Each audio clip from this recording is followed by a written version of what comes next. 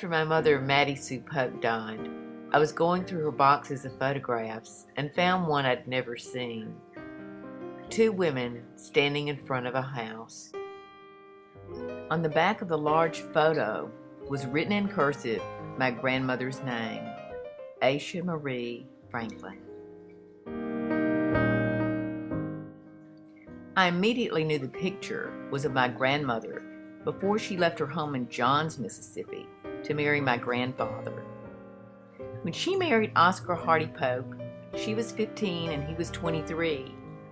But who was the other woman in the picture?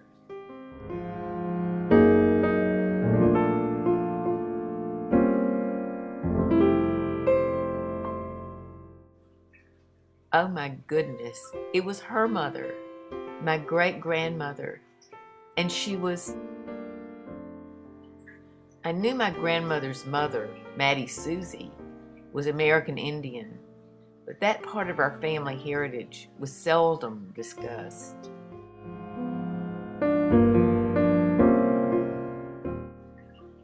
My mother had been named for Mattie Susie, but she refused to be called by that name.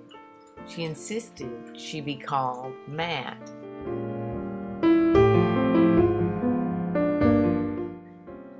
The photograph of the two women triggered a curiosity that led me to investigate my American Indian heritage. The research gave me a better understanding of why my mother felt ashamed of her name and her heritage. My great-grandmother came from Simpson County. That's where the Choctaws had lived. In 1829, Mississippi Governor Brandon, in an address to Mississippi, encouraged that an aggressive action be taken against the Indians in the state because they owned too much land. Brandon declared that the savage tribes of Indians may attempt to set up an independent government as they progress in civilization. He said this cannot be tolerated. Hundreds of thousands who left their homeland were killed. The most hideous enemy was not the white man's weaponry, but the invisible killer those men brought with them in their blood and breath. Between 75 to 90% of all Indian deaths resulted from these killers. By the end of the 19th century, only 250,000 Indians were still alive. The Indian Appropriation Act was passed in 1871.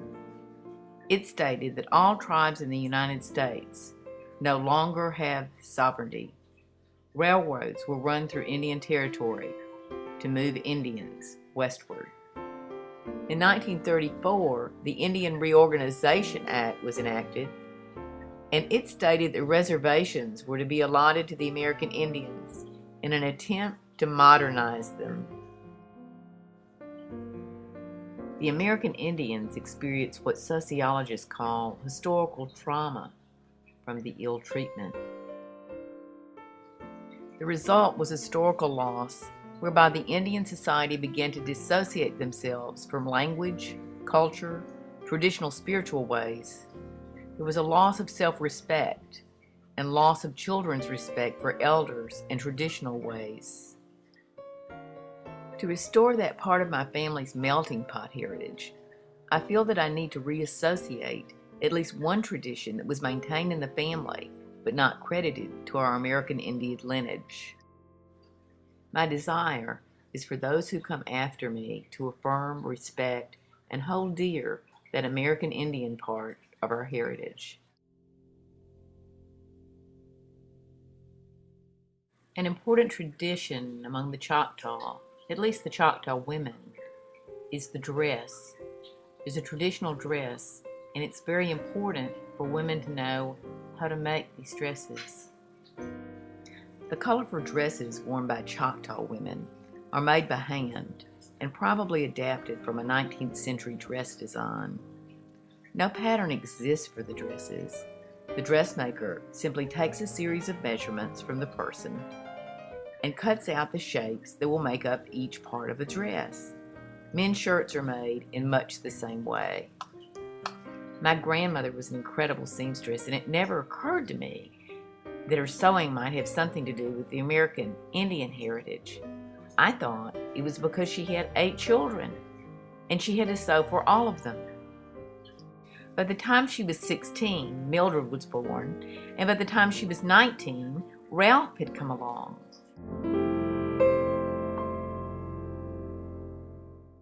There were 4 girls: Matt, Mickey, Weta, and Georgia. There were 4 boys: Robert, James, Ralph, and JB. Can you imagine? Mildred was born when she was 16, Ralph at 19, Matt at 21, Robert 22, Weta 23, James 25, John 27, and Georgia was born when she was 31. Here's some dresses that she made for my mother. Here's some she made for me.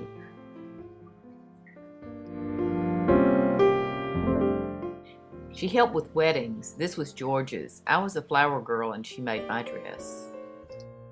She could make anything. This is a costume she made for me. She made my brother a uniform just like his dad when Dad was in World War II. And she made my bassinet when I was born. It was beautiful, I was told. And this brings me back to my beginnings. This is my mom holding me when I was first born. When Mom got sick with cancer, she came and lived with us for 9 months. One of the things I asked her to do was to teach me how to fit clothes the same way my grandmother used to. We spent time working on these things together. It was a time that was very valuable to me, something I'll treasure forever. I'll never forget.